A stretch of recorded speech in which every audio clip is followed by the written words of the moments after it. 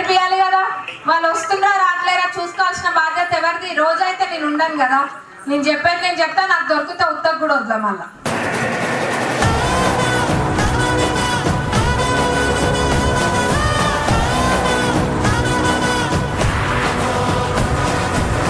ఖచ్చితంగా నా హయాంలో పాలకుర్తి చెన్నూరు రిజర్వాయర్ పనులు పూర్తి చేస్తా. ప్రతి ఒక్కరికి కూడా రైతులకి నీళ్ళు వచ్చే విధంగా చూసి ఎటువంటి ఇబ్బంది లేకుండా చూస్తా. రైతుల కళ తప్పకుండా నెరవేరుతుంది మన చెన్నూరు పాలకుర్తి నీళ్ళు వచ్చి.